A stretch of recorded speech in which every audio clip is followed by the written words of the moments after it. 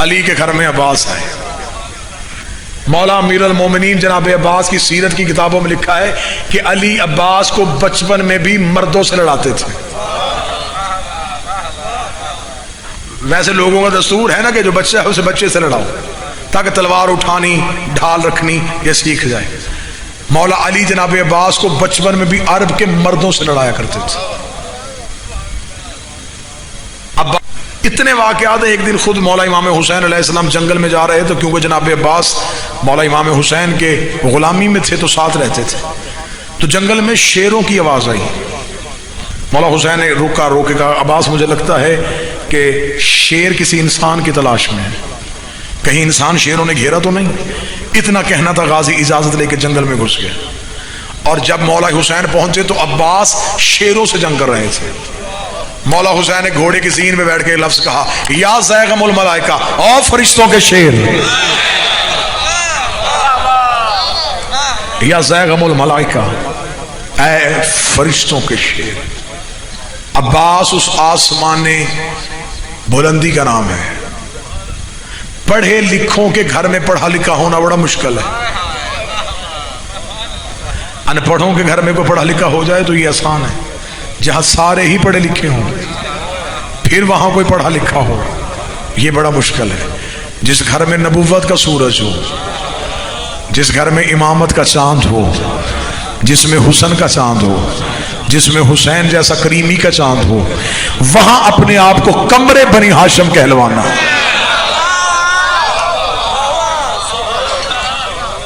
یہ صرف سخی عباس کی سی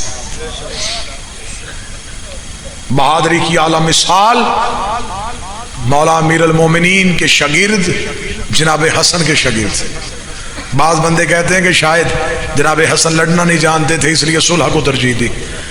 جناب حسن کی شجاعت پڑھی جائے تو تقریریں 10 چاہیے. میں ایک ہی جملہ کہہ دیتا ہوں, حسن اتنا بہادر تھا جس کے شاگرد کا نام عباس تھا.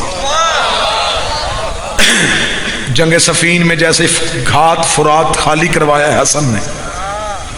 جب مولا امیر المومنین نے جناب اپنے بیٹے ابو حنیفہ سے کہا تھا کہ جا محمد بن حنفیہ سے کہا تھا حملہ کر, محمد بن حنفیہ دوڑے تو سامنے سے 300 بندوں نے اکٹھا تیر چھوڑ دیا.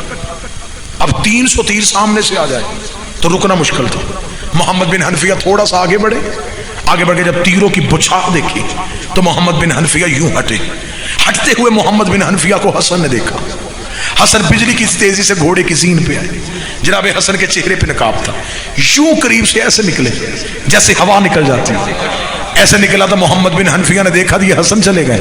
محمد بن حنفیہ نے یوں شرمندگی سے سر کو جھکایا. علی نے قریب آ کے ماتھا چوم کے کہا شرمندہ کیوں ہو رہا ہے, اس پر تجھ میں کوئی فرق نہیں, تو علی کا بیٹا ہے, وہ محمد کا بیٹا ہے. اس میں اور تجھ میں کتنا فرق ہے, تو علی کا بیٹا ہے, وہ مصطفیٰ کا بیٹا ہے. جناب حسن کے شاگرد بھی جناب عباس, علی کے شاگرد بھی جناب عباس. اور اسی جناب عباس نے جب امام حسین نے مکہ چھوڑا تو اس نے کعبے کی چھت پہ کھڑے ہو کے جو خطبہ دیا, اس خطبے سے آج تک یزیدیت لرز رہی ہے. حضرت عباس کعبے کی چھت پہ, اور کعبے کی چھت پہ جا کے کہا الحمدللہ الذی شرف ھذا بیتی بقدوم ابی, تعریف اس اللہ کی جس نے اس گھر کو اس کے بابے کے قدموں کی وجہ سے عزت. من کان بیت الامس اصبح قبلۃ, عباس نے آنکھوں میں آنکھیں ڈال کے کہا یہ صرف گھر تھا, اسے قبلہ ہم نے کیا ہے. کعبے کی چھت پہ عباس بول رہا ہو تو کون سا جگر ہے جو برداشت کرے. عباس نے یوں حسین کو چھوڑنے والے حاجیوں کو دے کے جملہ کہا تھا ایھا الکافرۃ والفاجرہ, او کافرو او فاجرو ان لم ترید الحسین الی الکعبہ, تم کیا سمجھتے ہو تم نے حسین کا رستہ روکا, اگر وہ چاہے کعبہ اڑ کے حسین کے قدموں میں آ جائے. جو خطبے کی دھار سے لڑے اسے عباس کہتے ہیں. جب صفین میں حسین کے سامنے مولا علی نے جناب عباس کو اجازت دی تھی تو عباس نے ایک ہی لفظ کہا تھا مولا جاؤں میدان میں اجازت تیری ہو, مرضی حسین کی ہو. حسین نے اپنی مرضی دی, غازی لڑا, عباس لڑ کے واپس آیا. علی کے سارے صحابیوں نے کہا مرحبا عباس, آج علی کی جوانی یاد آئی, آج علی کی تلوار یاد آئی, آج علی کا خیبر یاد آیا. حسین سے جب داد لینے کے لیے عباس آئے تو حسین کی آنکھوں میں آنسو تھے. غازی نے کہا ہر کوئی داد لے رہا ہے اور میرا مالک ہی مجھے داد نہ دے. حسین نے روکے کہ عباس میدان میں جانے سے پہلے تو نے خود اصول بنا دیا. تو نے کہا لڑوں گا لیکن حسین کی مرضی سے. عباس اب وعدہ کر اب جب بھی لڑے گا میری مرضی سے لڑے گا. غازی کی روح کی آواز ہے مولا پہلے کب میں تیری مرضی کے بغیر لڑا.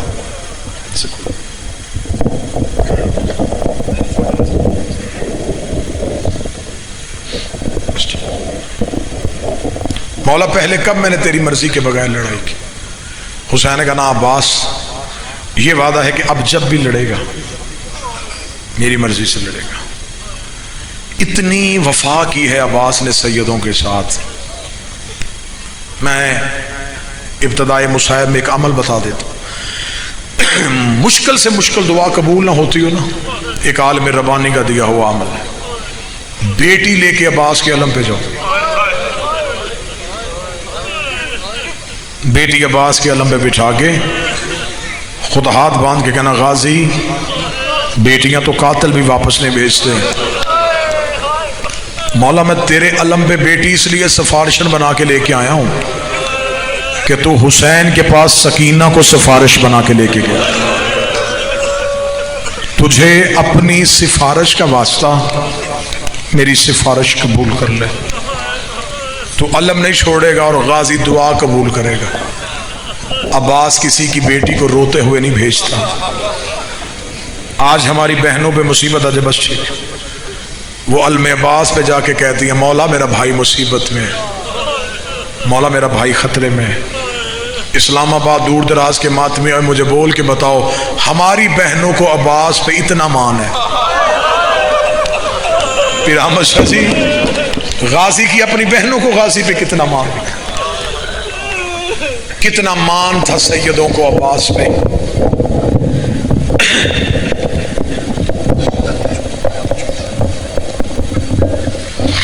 ایک سطر میں اور پڑھ دیتا ہوں اور آنکھ اشک بار ہو گئی کیونکہ مقصد ہے صرف رونا. اتنی محبت تھی علی کی بیٹیوں کے عباس سے. عباس دنیا میں آیا اتنا زمین پہ چلا نہیں جتنا بہنوں کے ہاتھوں میں رہا. تیرے رونے کے لیے نہیں, تیرے تڑپنے کے لیے جملہ پڑھنے لگا ہوں. کتابیں کہتی ہیں کہ اتنا پیار تھا سیدزادیوں کو عباس سے. پھر احمد شاہ جی جملہ سنیے گا, علی کی بیٹیوں نے عباس اٹھانے کا وقت مقرر کیا ہوا. مغرب تک عباس تو اٹھائے گی, ظہرین تک عباس میرے پاس رہے گا. اتنا زمین پہ نہیں چلا جتنا سیدزادیوں کے ہاتھوں میں عباس رہا ہے. کتابیں کہتی ہیں ہر وقت کبھی بڑی شہزادی نے اٹھانا, کبھی چھوٹی شہزادی نے. ایک دن جناب عباس بی بی کے صحن سے نکل کے ماں کی حویلی میں گئے. سامنے بیٹھی تھی وفا سکھانے والی. عباس کو آتے دیکھا, عباس نے دونوں ہاتھ ماتھے پہ رکھ کے ماں کو سلام کیا, اما سلام. بی بی کی آواز آئی عباس کہاں سے آئے؟ عباس رو کہتا اما بہنوں کے گھر سے. بی بی رو کہتی غازی میرے سامنے کھڑا ہو. غازی کھڑا ہوا. بی بی رو کہتی میری آنکھوں میں آنکھیں ڈال, پہلے تو چھوٹا تھا میں چھپ رہی. عباس وہ تیری بہنیں نہیں وہ تیری آقا ذاتی ہے. عباس رو کہتا ہے اماں میں بھائی نہیں. بی بی رو کہتی نہیں تو کنیز کا بیٹا ہے, تو نکرانی کا بیٹا ہے, تو سارا دن ان کے گھر رہتا ہے, وہ تجھے اٹھاتی ہیں. تجھے پتہ ہے وہ اپنے بابے کے سامنے بھی کبھی نہیں گئی, وہ اپنے بھائیوں سے پردہ کرتی ہیں. غازی تجھے اٹھاتی ہیں. ہاتھ باندھ کے کہتا جو جاتا رہا وہ معاف کر دے, آج کے بعد عباس نہیں جائے. رات گزر گئی. قدیم ذاکرین یہ مضمون پڑھا کرتے تھے. رات گزر گئی, عباس واپس نہ آئے. صبح شادی کی آواز کلثوم اٹھ دیکھ عباس کو خیر ہے. پوری رات گزر گئی عباس نہیں آئے. بی بی اپنے گھر سے نکل کے جب ام البنین کی حویلی میں گئی صحن میں عباس کے. بی بی کو آتے دیکھا, بی بی نے دروازے پہ رک کے آواز دی عباس. پہلے شہزادی کی طرف دوڑا, ماں والی بات یاد آ گئی. تھوڑا قریب جا کے چھوٹے چھوٹے ہاتھ جوڑے، سر جھکا کے کہتا جی آقا زادی، بی بی رو کے کہتی غازی، رو کے کہتا جی مرشد زادی، بی بی رو کے کہتی عباس تو مجھے بہن کہا کرتا تھا، رو کے کہتا مجھے نہیں پتا تھا میں کنیز کا بیٹا، مجھے نہیں پتا تھا میں تیری نوکرانی کا بیٹا ہوں، جو کہتا رہا وہ معاف کر دے، آج کے بعد نہیں کہوں گا۔ اتنی جلدی آ گیا، ایک وقت آئے گا میں واضح دوں گا تو نہیں آئے گا۔ غازی کے بعد کان میں پڑی کہ میں بلاؤں گا اور تو نہیں آئے گا۔ عباس 3 راتیں نہ سوئے، حسین مسجد میں جاتے، پیچھے مسجد میں، حسین گھر آتے، حسین حجرے میں چلے جاتے، عباس دروازے پہ بیٹھ جاتا، آنکھیں کھلی۔ 3 راتیں جناب فضا دیکھتی نہیں، تیسری رات جناب فضا نے آ کے بی بی زینب سے کہا عالیہ 3 راتیں ہو گئی ہیں، میں رات کو اٹھ کے دیکھتی ہوں عباس مولا حسین کے حجرے میں بیٹھتا ہے، یہ سوتا کیوں نہیں؟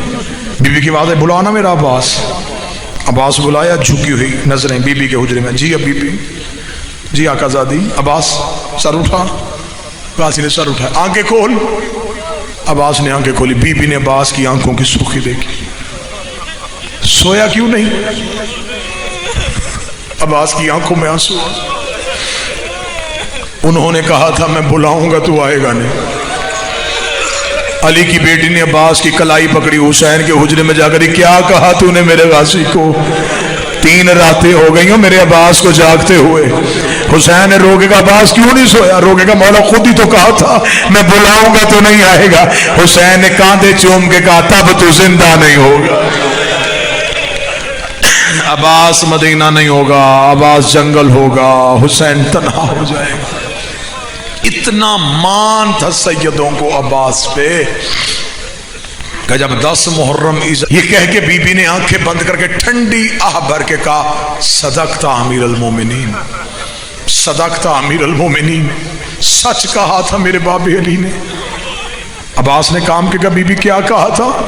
رو کے کہتی 21 رمضان میں جب آخری بار ملنے گئی تھی تو مجھے کہا تھا زینب اپنے ہاتھوں سے چادر ہٹا، میں نے ہٹائی تو میری کلائیاں چوم رہا تھا، میں نے کہا بابا تو نے پہلے تو کبھی میری کلائیاں نہیں چومی، رو کے کہا آخری بار چوم رہا ہوں، ان کلائیوں میں رسیاں پہنائی جائیں گی۔ عباس یہ جملہ کہہ کے بابے نے آنکھیں بند کر لی۔ عباس میں تیری چڑھتی جوانی دیکھتی، میں تیرا قد دیکھتی، میں سوچتی تھی بابا کہتا تھا رسیاں پہنائے گی، جس کا عباس جیسا بھائی ہو، جس کا غازی جیسا نوکر ہو، اسے رسیاں کون پہنائے گا؟ آج تجھے مقتل میں جاتے ہوئے